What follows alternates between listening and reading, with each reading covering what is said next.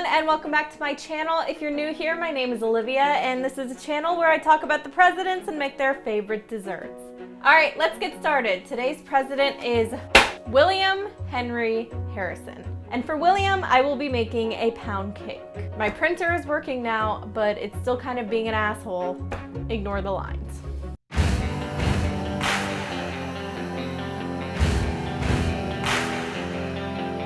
All right, so I'm just gonna start by beating some butter and some sugar together. I didn't want to do my hair today, so please forgive this ponytail situation I have going on.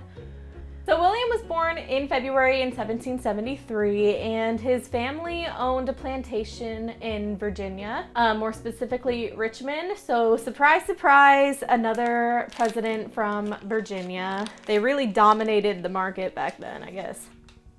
And William Henry Harrison was kind of like a legacy. Like in sororities, I wasn't in one, but I think that's what they call him. He was kind of like a legacy. He was kind of like a legacy because his dad was actually a signer of the Declaration of Independence. So he kind of had it in, I think, from the beginning. Like, he just did. So William Henry, he actually studied medicine at the University of Pennsylvania. He wanted to be a doctor. And like so many people that go to med school, he dropped out. I was a film student and I can barely do that, so I could never. So he dropped out more specifically to join the army, and he really made a name for himself for being a blatant Native American killer. Just like a lot of the other people we've talked about. Not great. He was mainly killing these Native American people to help make land for the white farmers to move in. We talked a lot about this on the channel already. In 1795, he got married. He got married to a woman named Anna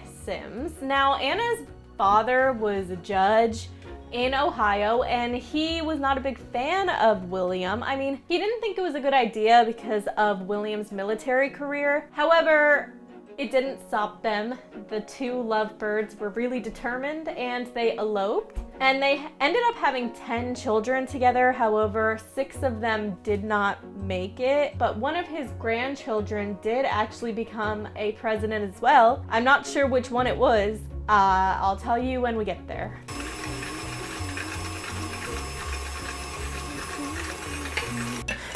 To put the eggs in at room temperature. Do you guys think that really matters? I'm just gonna run them under some hot water and see how that goes. They are cold.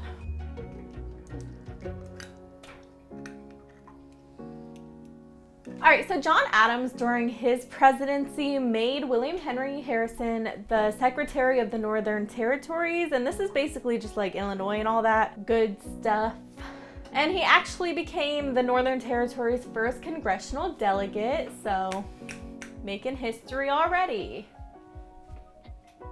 There are some things in this cake that I'm just straight up like not putting in because, again, I don't want to buy rose water. And I don't want to make my own. I don't want to drink my toner. Like, I don't know what mace is. I'm just gonna use allspice. Sound good? Good. I don't know if this is gonna be a good video or not. I'm almost out of flour.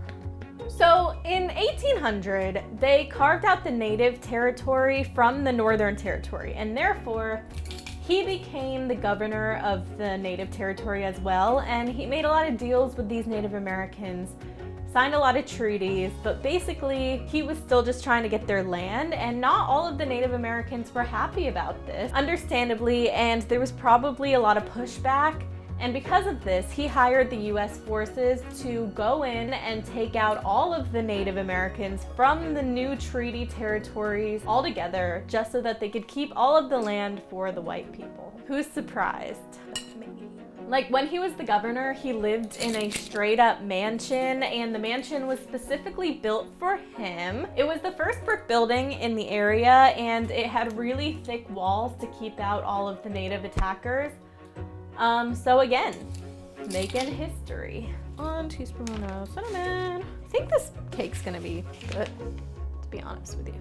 Now, I'm making the pound cake because it was what was served at William Henry Harris's inauguration ball, but there was also like a spiced fruit cake that was invented in his honor that I could have made, But my mom wanted this one, so I'm making this one. But I just wanted to mention that. 1 tablespoon of nutmeg is a...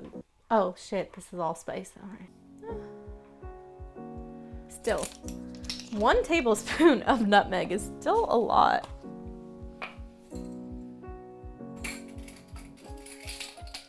So it calls for some alcohol and I don't have it. I don't have wine or brandy, so I'm gonna use whatever this is. And I'm also just gonna use this like cooking wine. I don't know. I don't have rose water. I'm just gonna use water. I don't know. Yeah, it's such small amounts of these things. I don't think it really matters, so.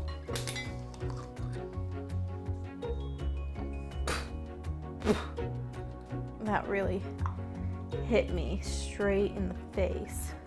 I feel like when I was a teenager, me and my friend drank some of this and then put water in it. Sorry, Mom and Dad. So in 1811, the Battle of Tippecanoe happened. You know, the Tippecanoe and Tyler 2 thing. That happened. So it happened because the Shawnee Native American tribe started a rebellion or like a confederacy against the white people that were taking their land. So we get it. So William Henry Harrison took his troops to go fight Tecumseh, who was the chief of this rebellion, and the rest of his followers. At the end of this battle, Harrison's troops actually suffered more casualties and more injuries, and even so, he was still celebrated as a national hero anyway. And even though this battle even urged on more Native American rebellion, he banked in on this for like forever, and it helped him win the election, but we'll get to that. I take it back. I don't really think this cake's gonna be very good. There's no vanilla in this cake. In its current state, you can still taste the alcohol. So there's that.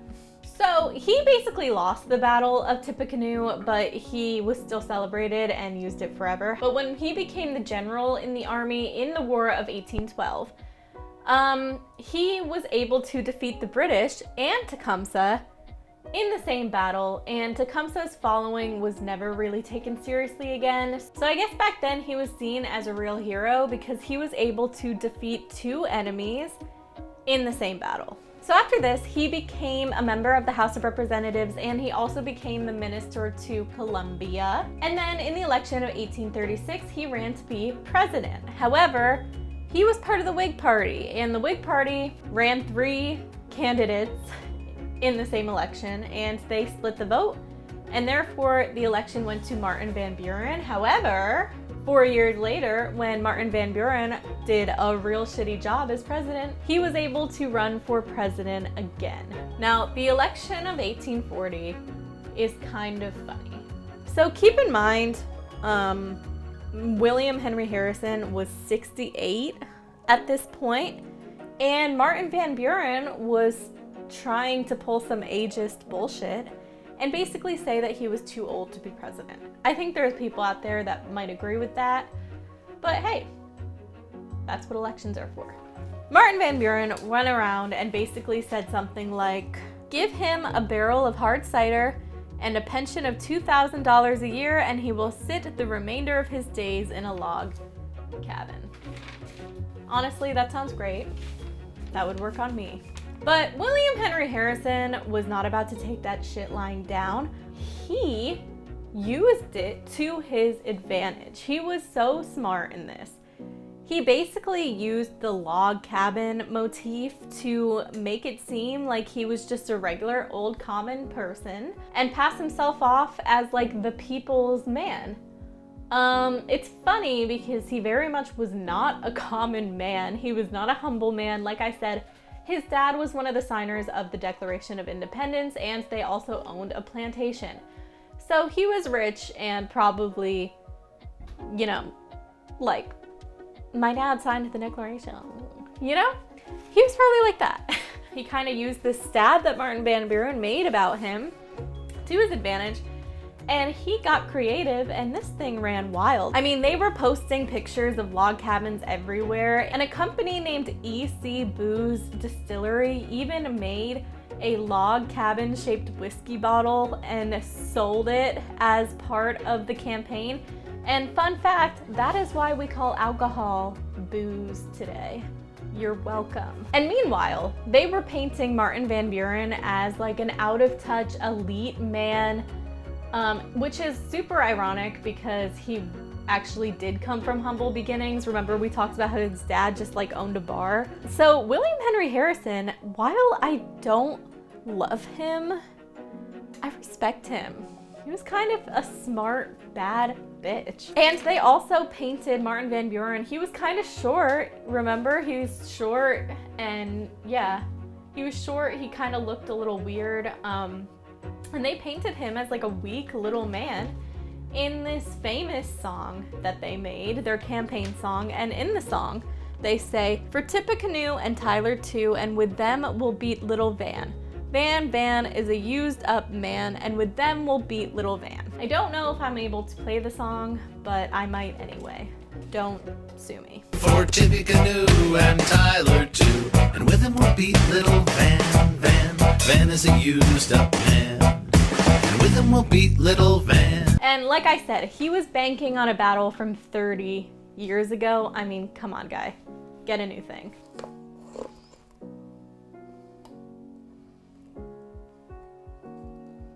I don't think the butter and sugar mixed completely.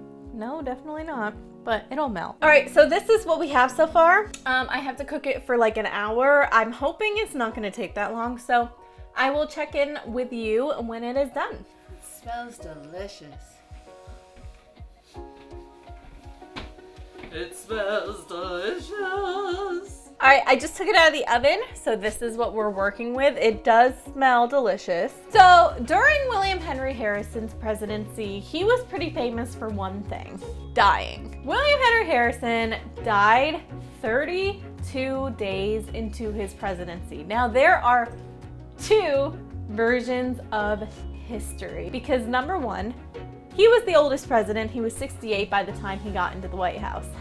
Number two, he gave the longest inaugural address in history. It was like 8,000 words. I don't really know how long it took, but probably a while. And it was like a cold night in January, and he refused to wear a coat because, you know, hose don't get cold. And therefore, he caught pneumonia and died. This version has basically been universally accepted by everybody. However, in the podcast I listened to, they brought up another version of the story. In 1841, when William Henry Harrison was living in the White House, they didn't exactly have what you'd call a sewer system. So where they would go off to drop the human waste was a few blocks above the White House. Now, when it rained, the rain would pick up some of this fecal matter from the road, and it went back into the White House's water supply. And this essentially poisoned William Henry Harrison and I guess some of his staff and like maybe a few presidents after him as well.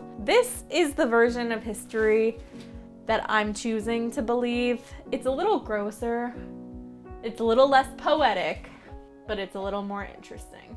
So yeah, on March 4th, 1841, William Henry Harrison died from fecal matter in his water. All right, this is looking a little bland. There's not like a whole bunch to put on it, but I'm gonna put some powdered sugar on it just to like spice this baby up a bit. I don't have a sifter, so I'm gonna try to use this fork. Let's give it a taste. See, I remembered to grease my pan, guys. And it is sliding out perfectly. Look at this, a perfect piece. It looks a little bit like banana bread. I've never had a pound cake. I don't really know what it's about. It does smell good. It's good. It's not amazing. I'm a frosting bitch. I like frosting, so I would never like choose this cake, but it's good. It's not too sweet. Flavors are there. I see why he served it at an inaugural ball. It seems like a fancy dessert. Like, not fancy, like classy, whatever, you know? It was really easy to make. Out of all of them, this was probably the easiest one. So I'm gonna give points for that. It's tasty. I think people are gonna eat it. So 1.5 thumbs up. William Henry Harrison. Was he a good president? No. I mean, he wasn't a bad president. He just didn't have any time. Am I allowed to take off points for him dying a month into his presidency and not really doing anything? Probably not, but I'm gonna take a little bit off because of it. So no, he's not my favorite president, and I know Abraham Lincoln and a few others died in their presidency as well. But Abraham Lincoln and like JFK, they did a lot before that happened. William Henry Harrison died like right out of the gate. William Henry Harrison. Is he as hot as Douglas Dubril? I think he's kind of handsome. I think he has a very strong nose. But Douglas Dubril is also very handsome. I'd honestly put these two boys on the same level. All right, guys, so that was William Henry Harrison. I hope you guys liked it. I know it was probably a shorter video, but hey, he had a shorter presidency. All of my research will be down below, as well as a podcast I listen to called Presidential. Be sure to like and subscribe so that you guys don't ever miss another video, and I will see you guys next time for John Tyler.